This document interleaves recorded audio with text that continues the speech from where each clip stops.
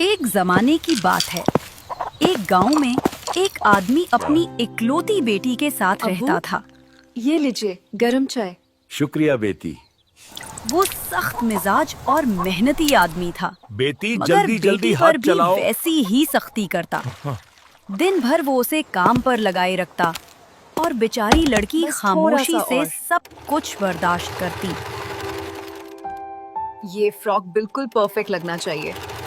एक सुबह जब बेटी ने वो तमाम काम मुकम्मल कर लिए जो बाप ने सौंपे थे, तो वो थकी हारी मगर मुतमईन खड़ी थी कि शायद अब कुछ देर आराम मिलेगा। मगर बाप ने बुलंद आवाज में कहा, अब जाओ और कुछ सूखी लकड़ियां लाओ ताकि शाम को आग जलाई जा सके। अलीना ने सर झुकाया और खामोशी से जंगल की तरफ चल पड़ी। सूरज की रोशनी पत्तों से छिन रही थी, परिंदे चहचहा रहे थे और हवा में मिट्टी की खुशबू घुली थी और वो खामोशी से लकड़ियां चुन रही थी। कुछ देर में उसने एक बड़ा गट्ठा तैयार कर लिया। तभी उसकी नजर एक झाड़ी पर पड़ी जिससे खुशबू वाह, की एक हल्की लहर उठी। कितना प्यारी खुशबू वो है। रोजमरी का पौधा था। बेटी ने सोचा, अगर मैं इसकी एक टहनी तोड़ दूं तो घर भी खुशबू से भर जाएगा। वो आगे बढ़ी, टहनी पकड़ी और जोर से खींचा, ये कितनी मगर सख्त है। रोजमेरी मजबूती से जमी हुई थी। वो और जोर लगाती गई, यहाँ तक कि एक झटके कितनी से सख्त वो है। टहनी उसके हाथ में आ गई। इसी लम्हे एक Is someone मानूस there? मगर अनोखी आवाज सुनाई दी। क्या हुआ? तुम यहाँ क्या कर रही हो? अलीना ने चूक कर पीछे देखा। वहां एक निहायत खूबसूरत नौजवान खड़ा था। उसकी आंखों में हैरत और खफगी मेरा मिली एधान जुली है। थी। तुम यहाँ आकर क्यों चुरा रही हो? अलीना शर्मिंदगी से सर झुकाकर मुझे बोली, माफ कीजिए, मेरे वालिद ने मुझे भेजा था। मैं नहीं जानती थी कि ये आपका है। नौजवान मुस्कुराया। अगर तुम सच कह रहे हो तो मेरे साथ चलो।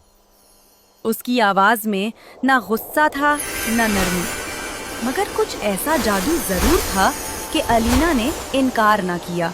वो उसे रोजमरी के जड़ के करीब मौजूद एक शिगाफ से गुजारकर एक हसीन महल में ले गया।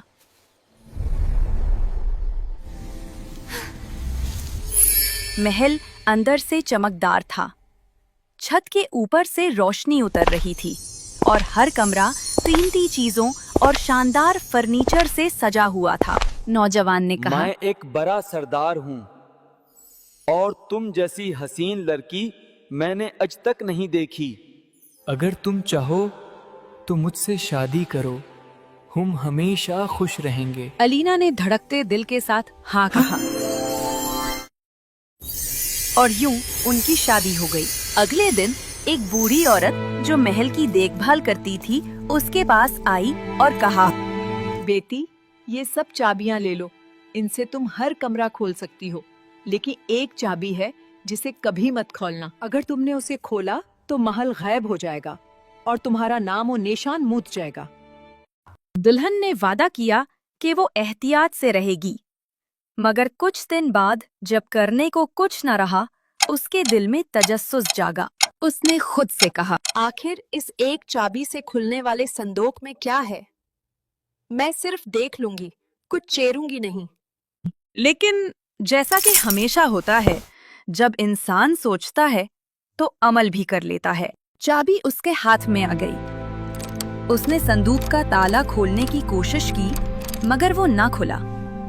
उसने जोर लगाया, फिर और जोर लगाया और आखिरकार ताला टूट गया।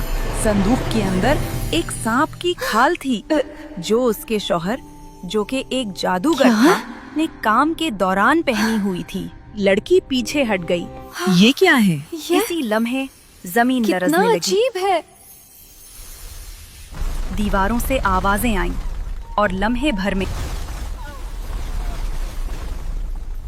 महल जमीन बॉस हो गया।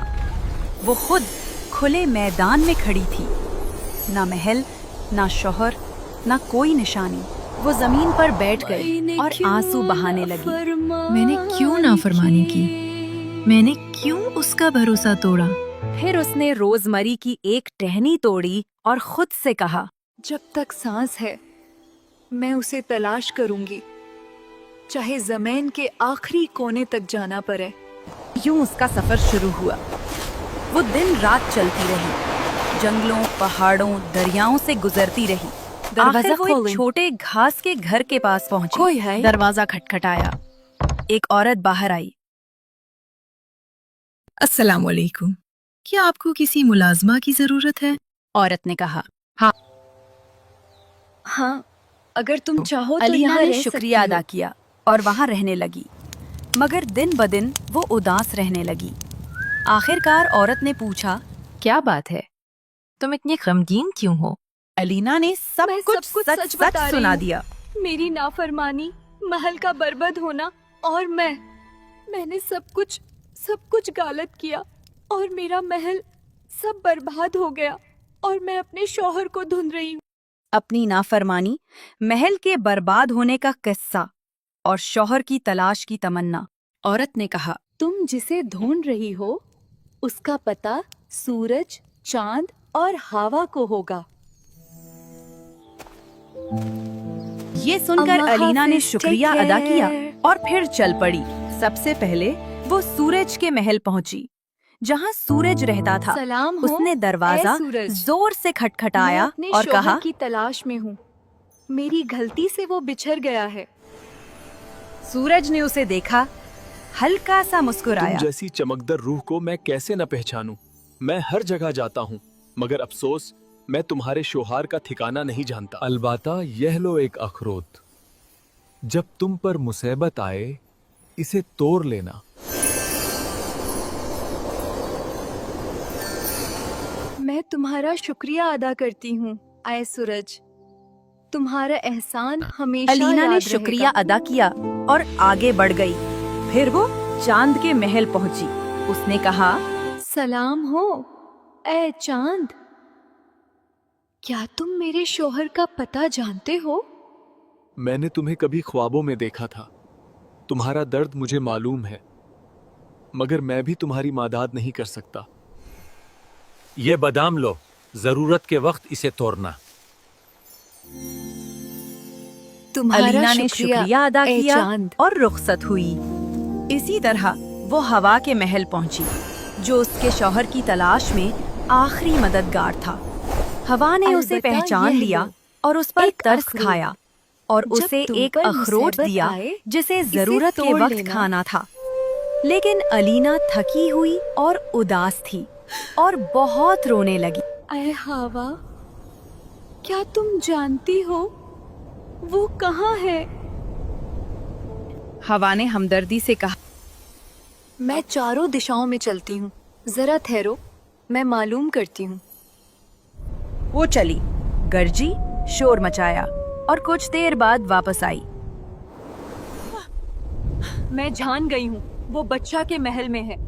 कल उसकी शादी एक बदसूरत शहजादी से होने वाली है। जो किसी मर्द से शादी नहीं कर सकी। ये सुनकर अलीना का दिल टूट गया। ए हवा, क्या तुम शादी कुछ दिन के लिए रुकवा सकती हो? मैं कोशिश करूंगी। और इसी रात महल में जोर का तूफान आया। शहजादी के शादी के लिबास बिखर गए। सारी लैस और मोतियों के साथ सब उड़ गए। दर्जी दौड़ते, छलांग लगाते, चढ़ते, लेकिन सब बेफायदा और नया काम शुरू करना पड़ा। अगले दिन कपड़े तैयार होना नामुमकिन था। बादशाह अपनी बेटी की शादी पर ज्यादा फिक्रमंद था और दर्जियों की कोई बात ना सुनी।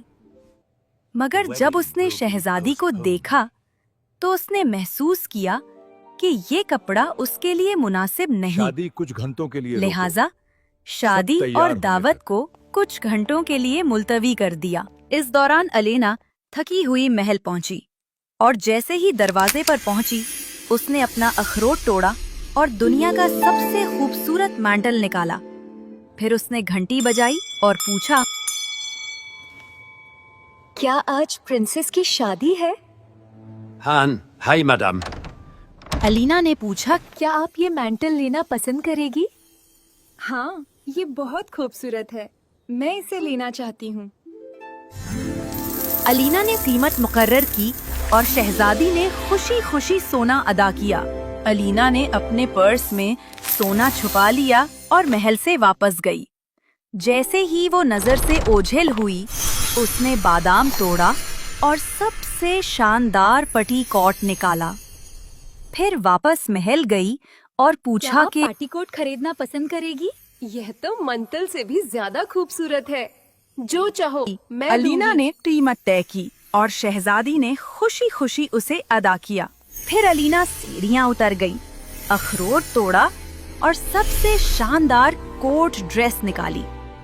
इसे संभालकर दरवाजे क्या पर आप ये खड़ी कोट हुई ड्रेस लेना और पसंद करेगी? मैं खरीदूंगी।